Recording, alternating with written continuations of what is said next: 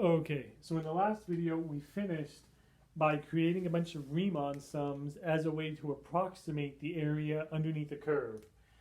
And we said if we wanted to somehow make that approximation exact, we could use our idea about limits that we used for derivatives and just take the limit as the number of rectangles that we were using approached infinity, and then essentially the rectangles that we're approximating with get smaller and smaller and smaller, and then my approximate area becomes exact. And that's the formal definition. In math speak, we say the limit of a Riemann sum. We said these were called Riemann sums named after Bernard Riemann. But as it turns out, we have already talked about integrals, that integral symbol like this, indefinite integrals that turn out to be antiderivatives. Well, this right here, this limit, we can actually rewrite as the integral from a to b of f of x dx. This and this are different. This integral of f of x dx is called an indefinite integral. And the answer we got, using the notation we had before, was capital F of x plus c. Where essentially we get a family of solutions, a family of antiderivatives of that function, and then we came up with some basic tricks from our knowledge of derivatives to find some antiderivatives. And there was a whole family of solutions. Over here, this symbol is still the integral symbol, but now we have numbers. These are letters here for algebraic purposes. In general, there'll be numbers, and those make this what's called a definite integral. And as it turns out, this definite integral is equal to the limit of a Riemann sum. That does not mean that this and this are the same. This limit is a number, it's the area, which means this integral, the definite integral, is a number, an area. This indefinite integral is a family of solutions, a family of antiderivatives. So the integral notation is the same, but they're somewhat different. And we're going to kind of find a way to bring them together a little bit later on, either in this video or the next one. But the idea is, I ultimately still want to do what I said I wanted to do before. Find the area under a curve. And now I can find the area by taking this limit or by trying to solve this integral. They're the same thing.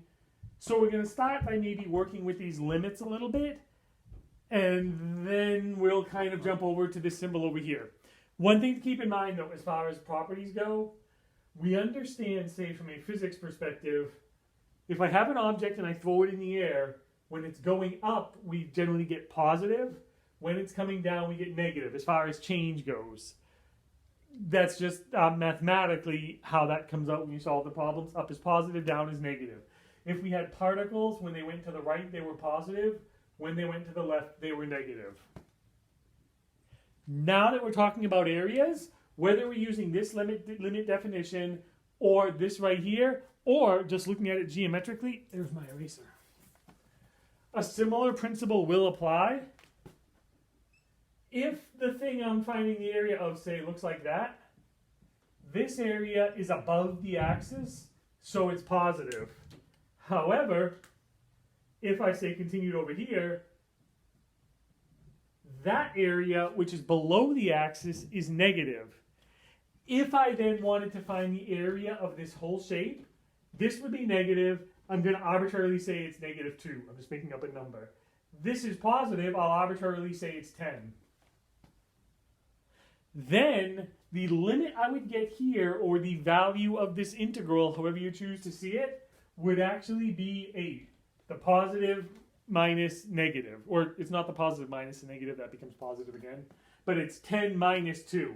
Because this part will be positive, that will be negative, and the difference will actually end up being my area. There are some ways that we will change that. I don't want to go into them right now. It's more how problems are worded. And when we actually get to problems, we'll kind of talk about the different ways they can be worded, which will change this. But in general, just be aware. If your graph is above the axis, the area is positive. If your graph is below the axis, it's negative. But now, to give you an idea of how this can be, you're going to have to do a few of these for homework, and we kind of sort of mentioned that before. One way that we can find the area under the curve is to approximate it using a Riemann sum. And I had said we did a few examples of Riemann sums with 2 rectangles and 4 rectangles. And you can use left hand, right hand, or midpoint rectangles. There's actually other shapes you can use. And you're going to have to do those for homework and on your exam as a way to approximate your area like we did. But if I want to make it exact, then I have to take this limit right here. But just to show you how that works, I am not going to do this whole problem out because it can be rather cumbersome. I mean, and I say that because it is. Suppose I wanted to find the area under f of x equals 16 minus x squared as a goes from 1 to b, which is 3. Okay. Well, now all I really need to do is take this, plug it into that limit, and then solve. So let's see what I get. The area A would be the limit as n approaches infinity of the summation I equals 1 to n of f of xi, which would be 16 minus xi squared times delta xi. Delta xi is the change in the rectangles, or we said before, the length of the rectangles. Keep in mind, xi's are the individual lengths, and then this limit is going to make them get smaller and smaller and smaller as n approaches infinity, which makes this gets bigger, which gives me more rectangles. The way we find delta xi, I'm going to get rid of this now so it's out of the way. Delta xi is equal to b minus a over n, because n is the number of rectangles, b minus a is the length of the interval that I care about. So this is 3 minus 1, 2 over n. So that's delta xi.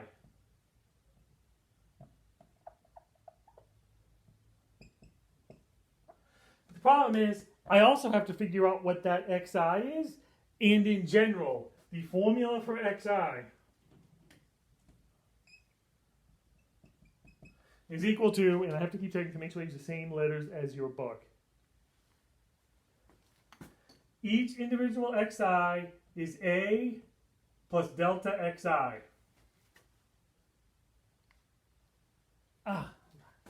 Your book writes letters differently. Plus I delta x.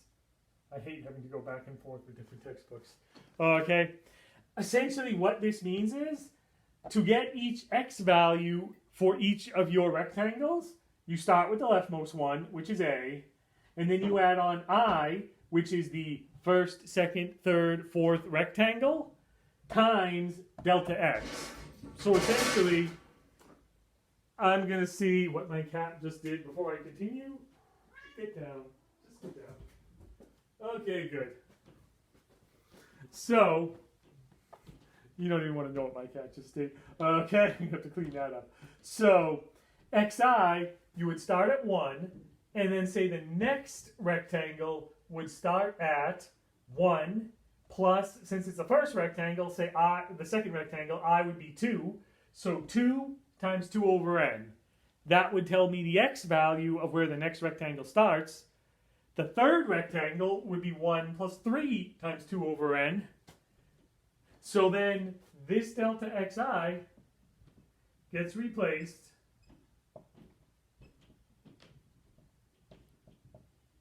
with a, which for us is 1, plus I, times delta x, which we said was 2 over n.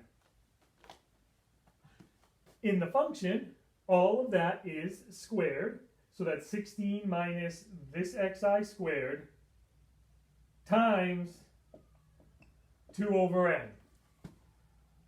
Now, what you would have to do is square this out, then distribute it right there, and in my notes I did that, I do believe yes.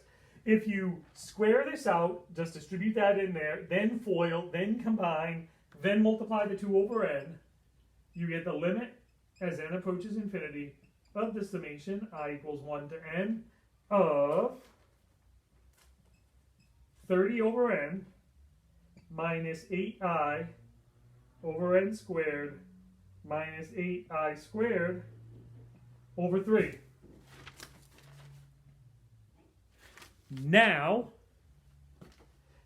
this limit is with respect to n, this summation is with respect to I, which means with respect to the summation, anything that isn't an I can be pulled out of the summation. So I can rewrite this as the limit as n approaches infinity of, pull the 30 over n out, then it will be the summation I equals 1 to n of 1, because there's nothing left, minus, here, pull the 8 over n squared out, times the summation I equals 1 to n of I, because that's the only thing left, minus 8 over 3 times the summation I equals 1 to n of I squared. Now, here's where I have to get all my notes correct. Good. Now we're almost ready to take the limit. The limit as n approaches infinity of 30 over n. Here, the summation of I from 1 to n is just n.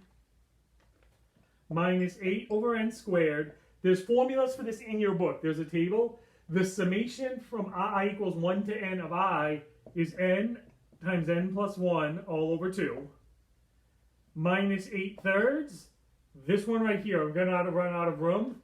So the summation for that is n times n plus 1 times 2n plus 1 all over 6 times 8 thirds. And there is an actual point to this. Now, you'd have to simplify this out. The n's would cancel here, distribute here to get an n squared plus n, or cancel one of this n out with that right there. This and that is just going to leave a big mess when you write the whole thing out. Then separate and simplify all the individual fractions. Then take your limit as n approaches infinity. Ultimately, you'll get an answer. And the answer, when you do all of that, is 23 1/3. And I would suggest spend the next 5 to 10 minutes or so running through the algebra, writing all this out. Foil this out, combine with the 16, distribute there, then you'll be here. Then factor out like I did. Then here, distribute, simplify algebraically. Remember, it's minus 8 thirds times that. Then take the limit as n approaches infinity using the limit rules you know. Make sure you get 23 1/3. And that's how you calculate the area under a curve. But there's a problem here. That answer will be exact. That is the area under that curve as a goes from 1 to 3. That is an incredibly simple function. Like linear functions we know we can do, they're just polygonal shapes, triangles and things like that. That's a quadratic, which is like the next step up in functions. It's really, really simple, and that takes a really, really long time to solve out. Once that becomes cubic, or we start throwing in some trigs and exponentials, that algebra is going to become incredibly cumbersome, borderline impossible. So it would benefit us if we could find another way to actually solve all of this out.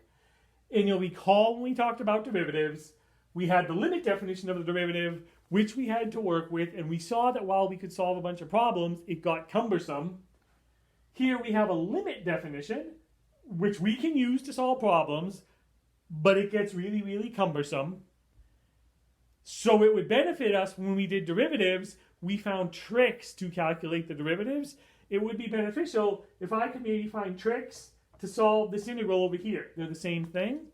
And then maybe it'll be easier to solve those definite integrals than it will be to do this algebra. Again, as always, I stress, you do need to be able to solve these things out long form like this. And in the next video, we're going to start looking at other tricks to make that work.